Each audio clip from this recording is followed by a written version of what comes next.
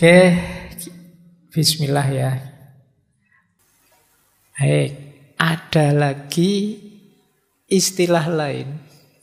Ini kalau dalam filsafat psikologi yang terbaru ada flow, ada lagi grit. Grit itu kombinasi antara passion dan sabar untuk tujuan jangka panjang. Namanya grit.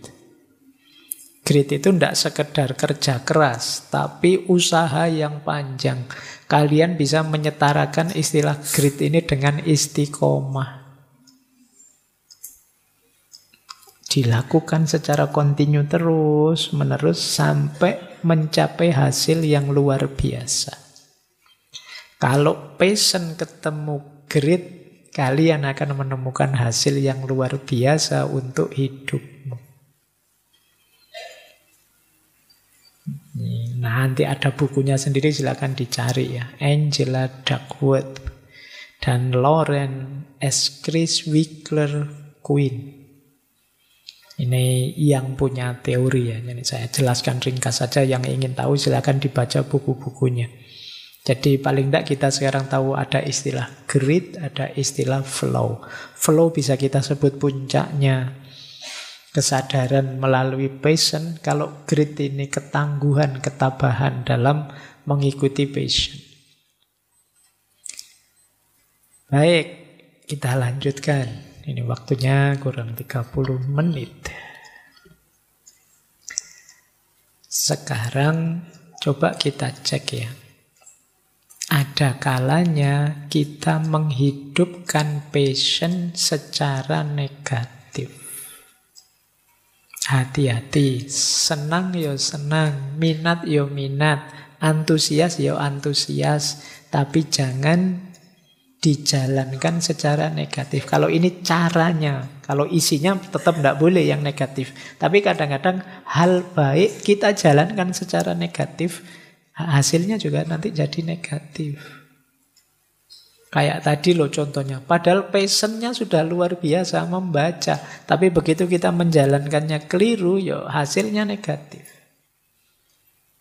Apa sih antara lain menghidupkan passion yang negatif itu? Yang pertama adalah burnout, kelelahan. Kalian lupa waktu, kalian lupa istirahat, akhirnya kalian kelelahan. Kalau sudah kelelahan, yo habis tenaga, sudah motivasi hilang. Seperti saya bilang tadi, kalian lupa ngeremnya. Iya sih asik.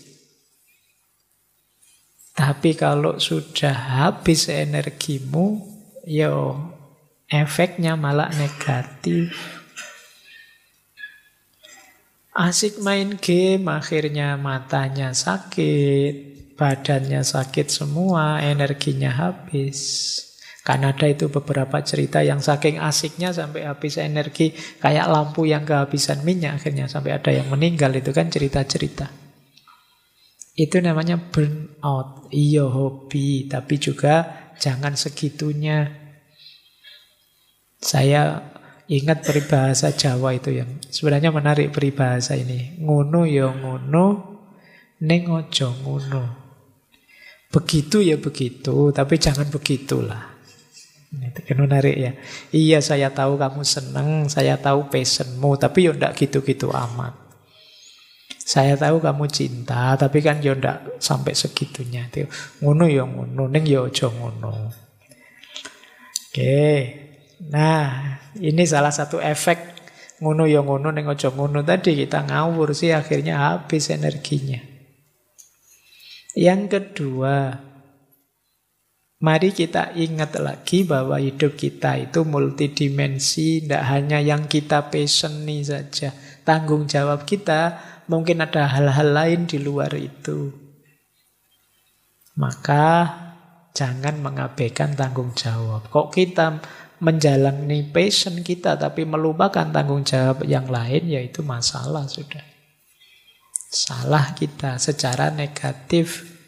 Padahal harusnya passion kita baik, tapi kalau kita melakukannya secara negatif ini, mengabaikan tanggung jawab yang lain, jadinya ya jelek.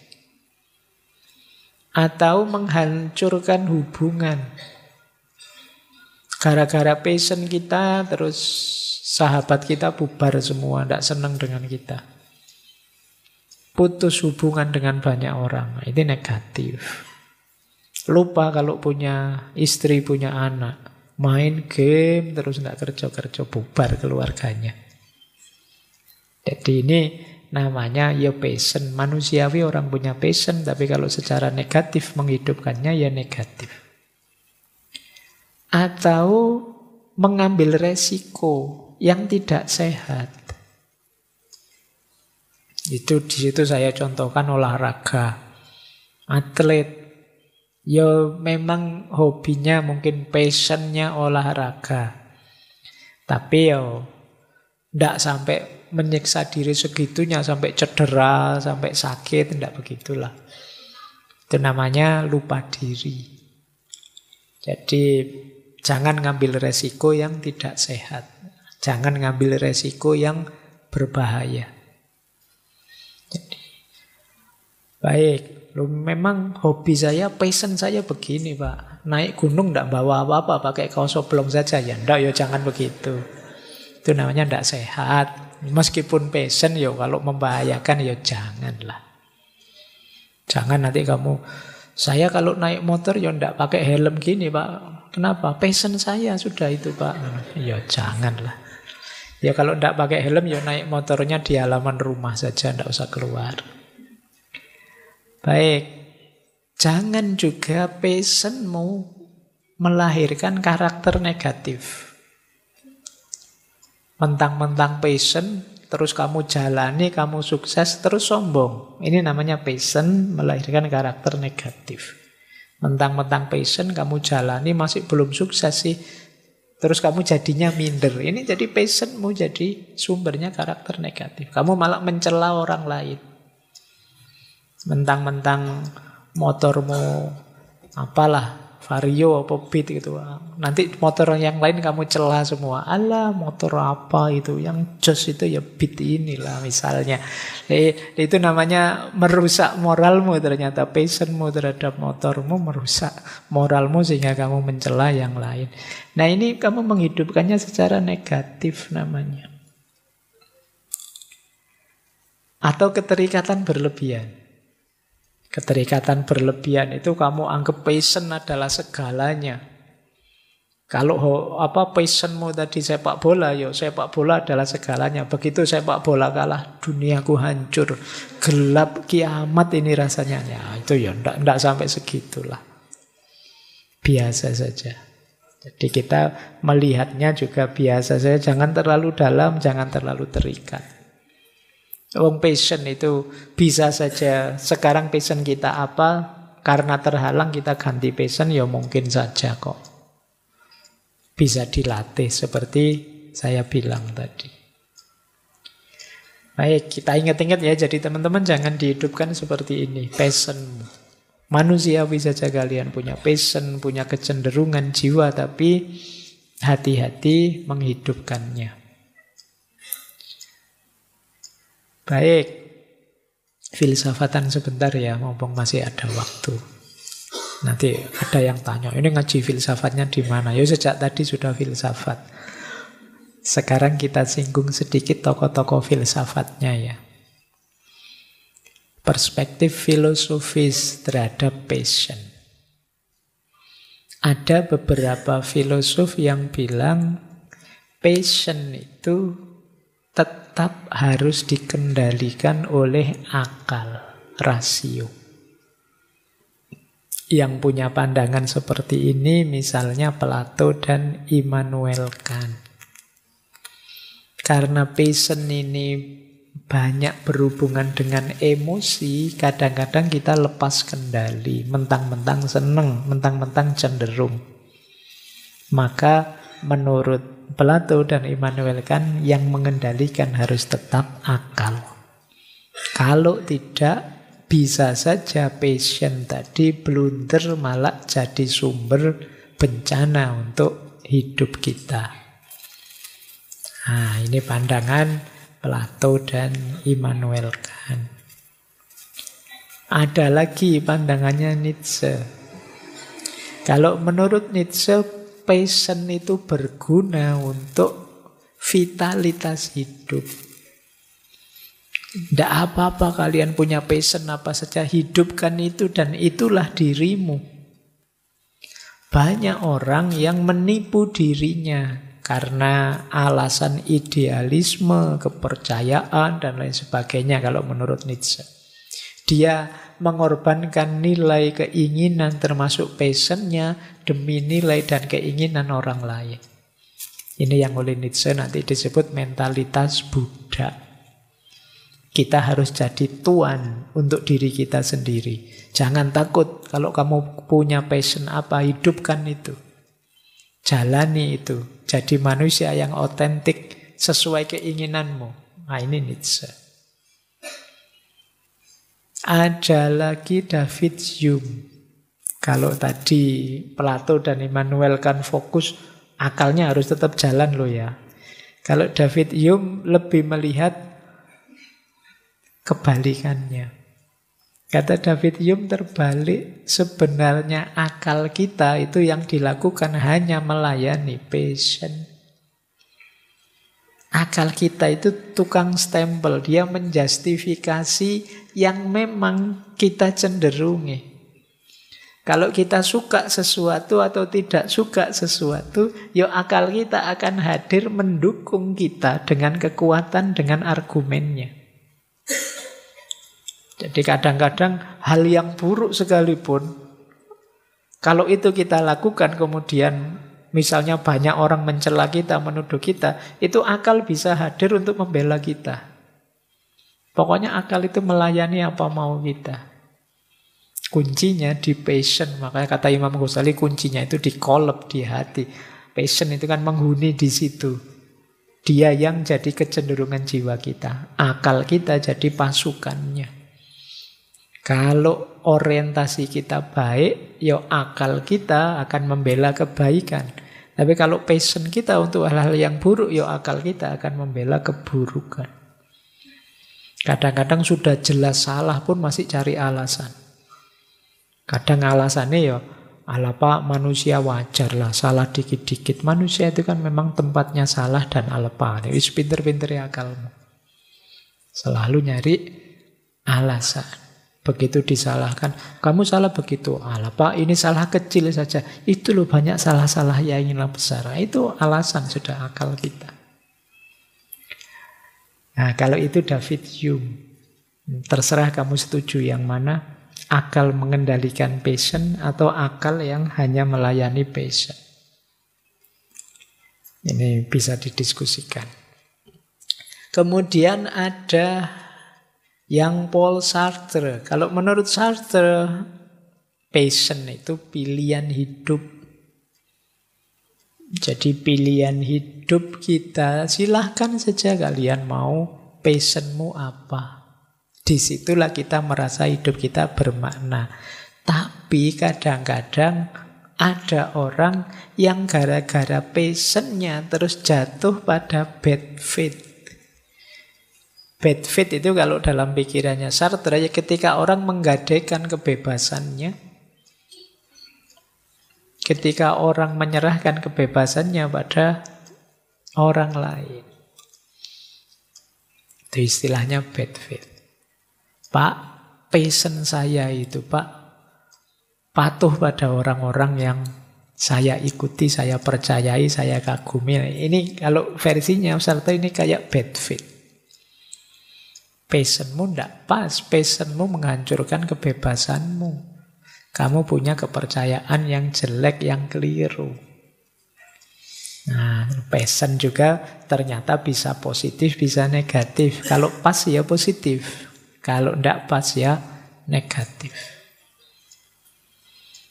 Nah silahkan nanti ini sebenarnya bisa didiskusikan masing-masing poinnya ya. Posisi akal, perannya di hadapan passion, dan lain sebagainya. Saya bawakan juga bahan diskusi. Mungkin ada waktu teman-teman kalau mau bahas ya. Perspektif agama. Agama-agama punya pandangan sendiri. Tadi kan rasanya kita melampiaskan passion saja. Tapi ada beberapa perspektif agama terhadap passion. Yang pertama, ini dicontohkan dalam tradisi Islam dan juga Kristen ya. Yang paling disarankan oleh agama-agama ini kita mengendalikan passion. Bukan mematikan, tidak apa-apa kita punya passion, tapi harus dikendalikan. Karena kalau tidak, passion itu membawa kita pada dosa, pada pengingkaran pada Tuhan.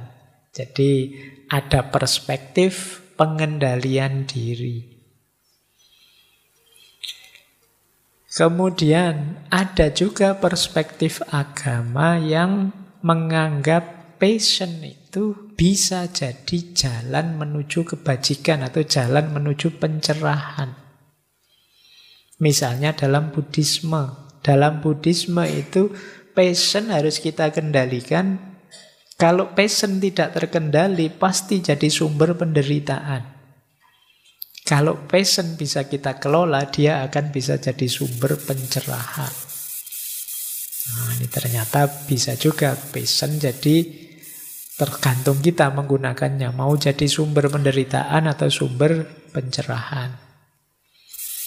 Kalau dalam sufisme, passion itu sumber kedekatan dengan Tuhan. Kalau passion kita adalah Tuhan, adalah Allah.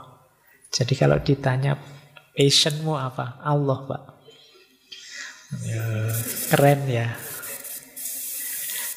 Jadi yang membuat aku antusias, bersemangat, rela kehilangan waktu, rela kehilangan biaya, tidak menuntut apapun selain kegembiraan bisa bersama Allah saja.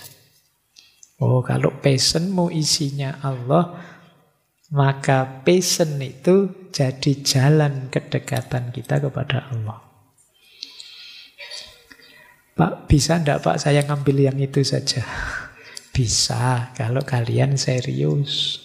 Seperti saya bilang tadi, ini bisa dihidupkan kok. Bisa diatur, bisa diarahkan. Tapi sebelumnya passion saya jelek-jelek Pak. Ya sudah disisihkan saja, dilatih untuk lahirnya passion yang baru. Dengan banyak jalan tadi yang sudah disebut. Seperti apa lahirnya sebuah passion. Baik, ini mungkin materi terakhir ya. Cara mengontrol passion biar tidak blunder tadi. Biar tidak kemudian jadi negatif. Yang pertama, harus tetap tahu batas. Saya tahu passion itu menyenangkan kalian, tapi kalian tetap harus tahu kapan waktunya berhenti. Harus tahu seimbangnya hidup seperti apa. Jadi ini kalau kalian lupa batas, selesai. Kebahagiaanmu hilang, duniamu pasti kacau. Itu cara mengendalikan passion. Yang kedua, kendalikan juga ekspektasi. Jangan berlebihan, meskipun itu kegemaranmu, targetnya harus tetap realistis. Mentang-mentang kegemarannya membaca, terus kamu target sehari saya harus tamat 3 buku. Jangan. Nanti kamu stres sendiri loh, terbebani loh. Tetapkan yang realistis saja. Kayak tadi kamu tiba-tiba target, Pak, saya ingin passion saya Allah saja Pak. Oke, kamu mau melakukan apa? Sejak besok saya mau puasa Senin, Kamis, terus. Kemudian sholat malam, terus kemungkinan tidak jalan sudah.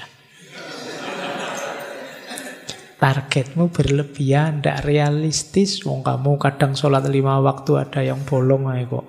Target yang tinggi-tinggi. Tetapkan batas rasional saja, yang realistis sajalah. Untuk menghindari kekecewaanmu. Kemudian jangan perfeksionis. Kita itu selalu ada kurangnya. Jadi, perfeksionis itu sumber kegalauanmu nanti. Akui saja bahwa saya masih kurang ini, kurang itu. Passion saya di sini sih, tapi saya ada keterbatasan ini itu. Kemudian untuk mengontrol passion, atur waktumu dengan baik.